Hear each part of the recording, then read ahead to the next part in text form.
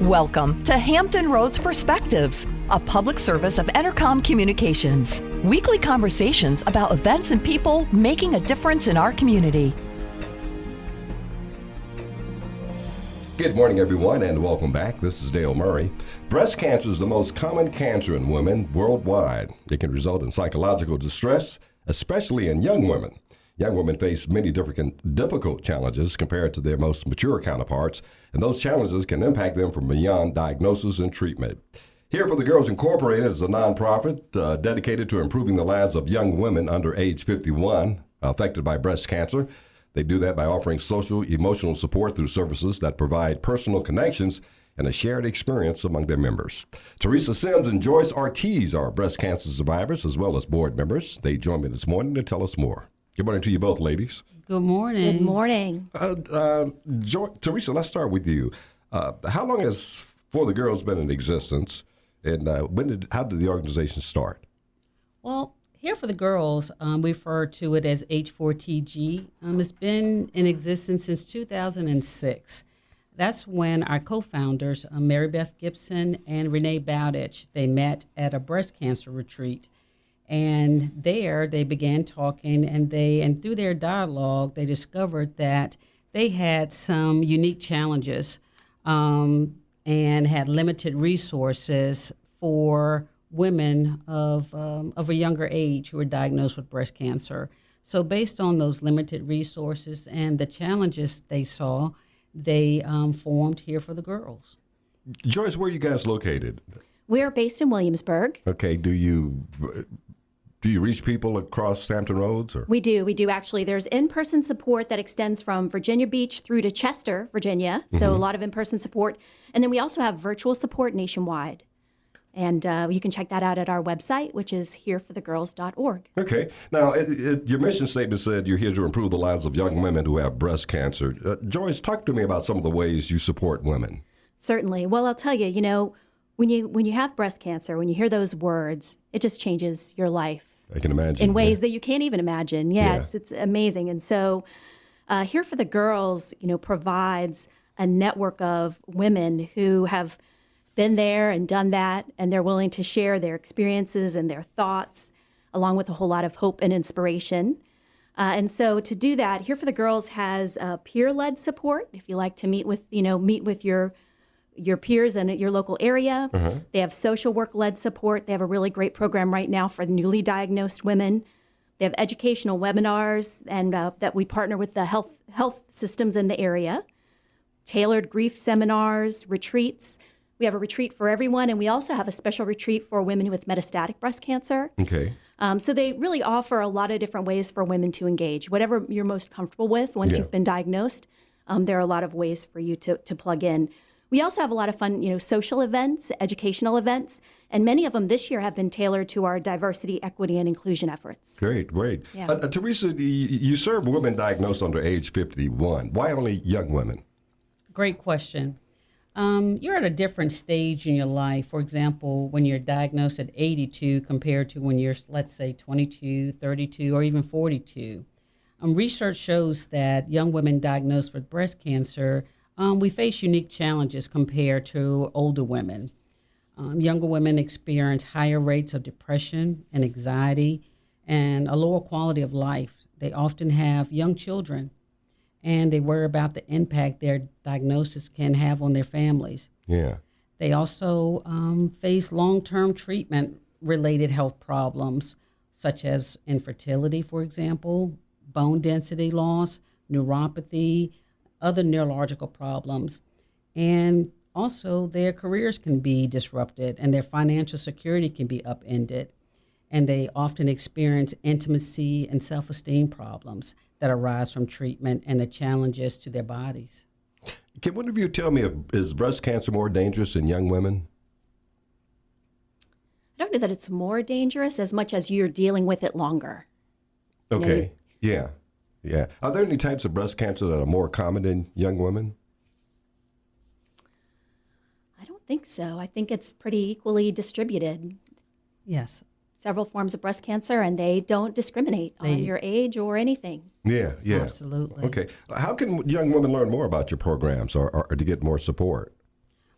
Great question, Gail. They can go to our website, which is Here for the Girls, plural, hereforthegirls.org, or they can call our office and they can speak with Vicki Vaughter at 757-645-2649. Again, 757-645-2649. If you're just joining us, I'm talking with Teresa Sims and Joyce Ortiz, breast cancer survivors, as well as board members for Here for the Girls, or Here, what's the acronym? H4TG. H4TG. Guys, thank you so much for the lovely calendar you brought me. I see you got a lot of exciting events on it. Can you talk to me about what's going on and what any special events you have coming up? Certainly. Well, we have 3 signature events every year. We start off early in the year in April with a golf tournament. That was held this year. We had a wonderful event in Williamsburg. We also have a gala in the September timeframe. And the gala is exciting because it launches our calendar, which we're very excited about. And then later in the year, we have a 5K. That'll be in October. And this year, it's actually going to take place in Newtown in Williamsburg. Sounds and like we're always looking for volunteers. Okay.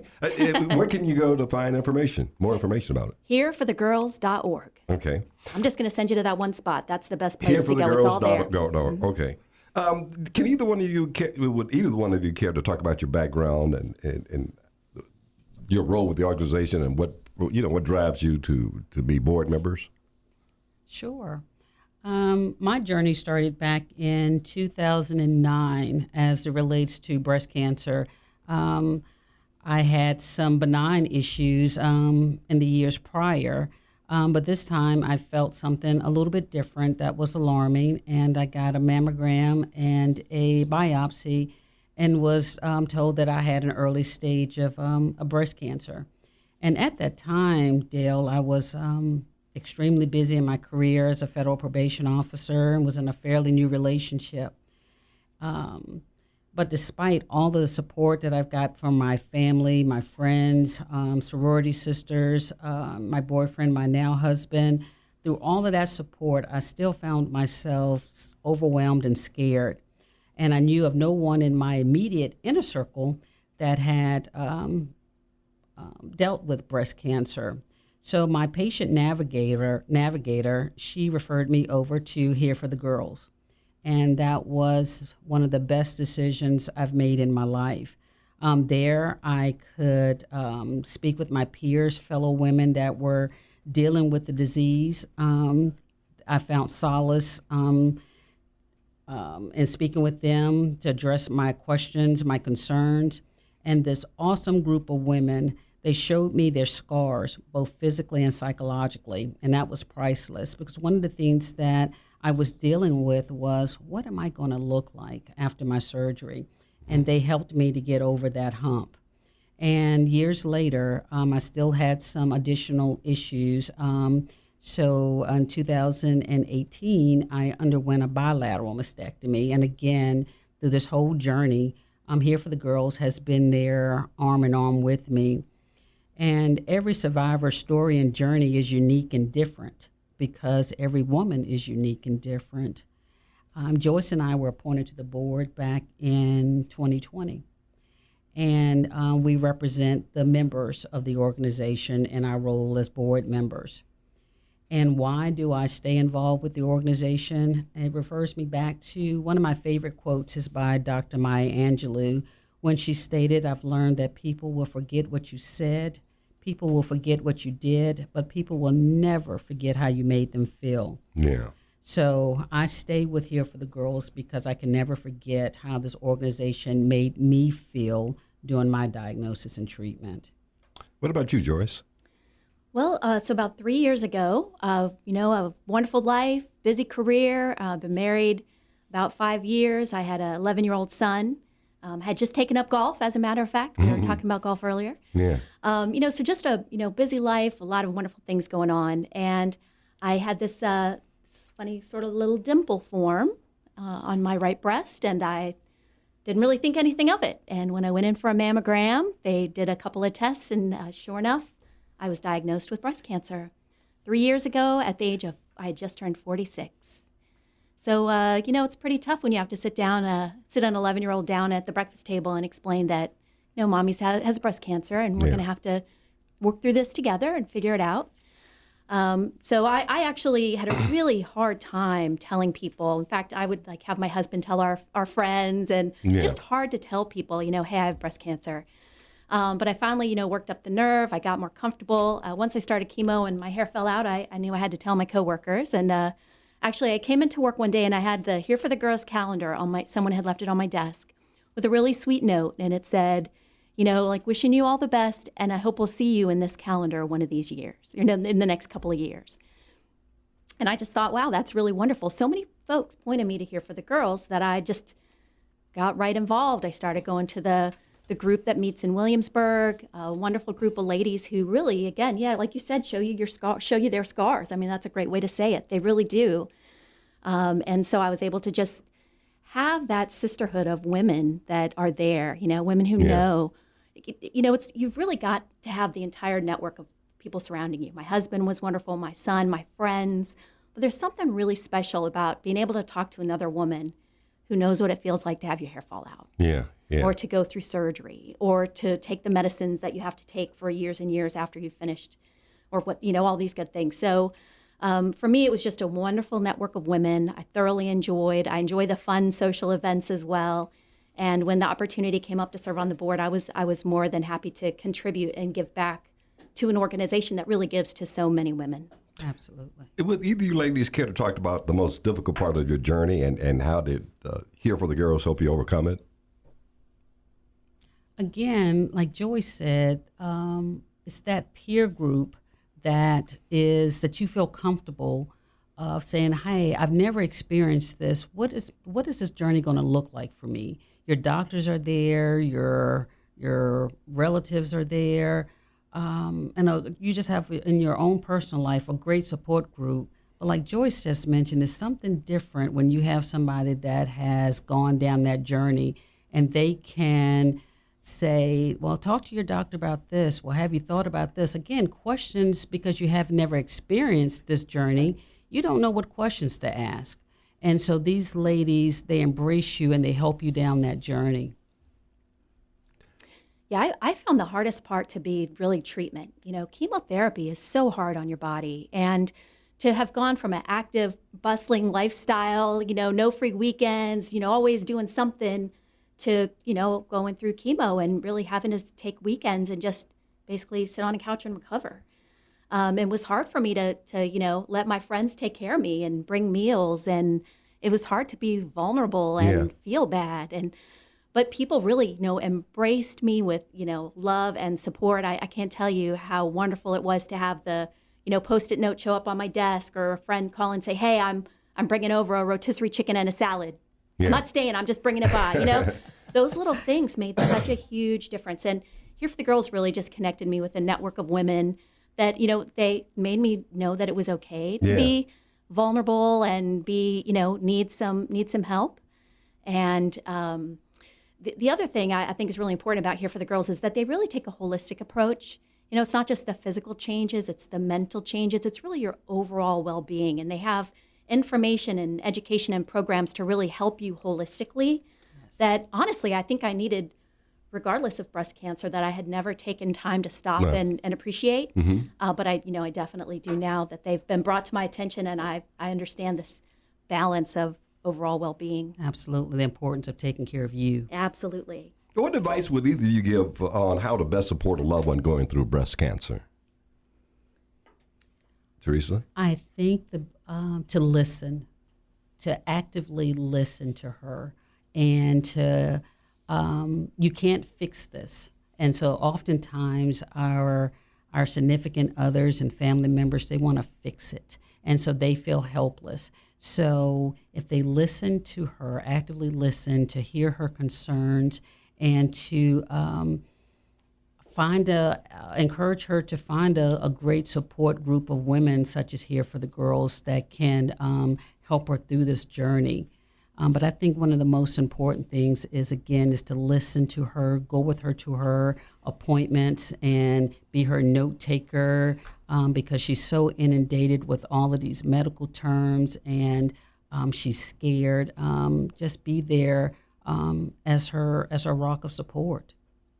Joyce, I'm sorry, No, I was just going to say, it's all those little things, really. I mean, even if you can't physically be there with the person or go with them to their appointments, just a text message, a note in the mail, just let them know you're there for them, and stay positive. Stay positive. I think what I found challenging was folks who had a hard time dealing with cancer and they wanted to grieve with me, and I don't want to grieve. I want to just work through it. So stay positive for that person. Yeah. Yes. Does Here for the Girls partner with any health systems in Hampton Roads?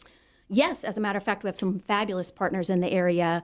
We work with Riverside Health System, VCU Massey Cancer Center, Virginia Oncology Associates, and Myriad Genetics, just to name them.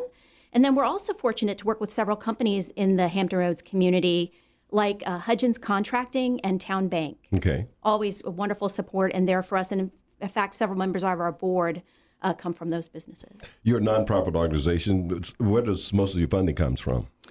The funding comes from our, really, community support, donations that we receive, the big 3 signature events that I mentioned earlier, golf, gala, and the run, and then, certainly individual donations and grant funds. What's the percentage? I'm sorry. Oh, I was going to say, and it is exciting. So you were just about to ask, the 80% is tied to direct program services, and what that really means, and I think this is a wonderful, trademark for Here for the Girls.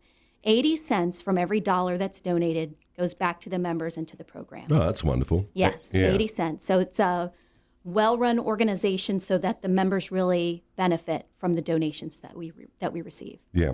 Teresa, how can our listeners support your mission and connect to you? Again, they can find a wealth of information on our website, hereforthegirls.org, where they can find volunteer information. We have some volunteers that they are experts in their field in areas that the organization may need. You can volunteer at your leisure. It doesn't have to be a full-time, every week opportunity. Your support and your volunteer efforts are greatly appreciated. Yeah. And you guys, Joyce, you mentioned the golfing event that's coming up. And what other events do you have planned? All right, so the golf already occurred. Yeah. That was earlier this year. Oh, okay. That was the gala is our next big event. That'll be in September timeframe. Okay. And then the run for the run is in October. Okay.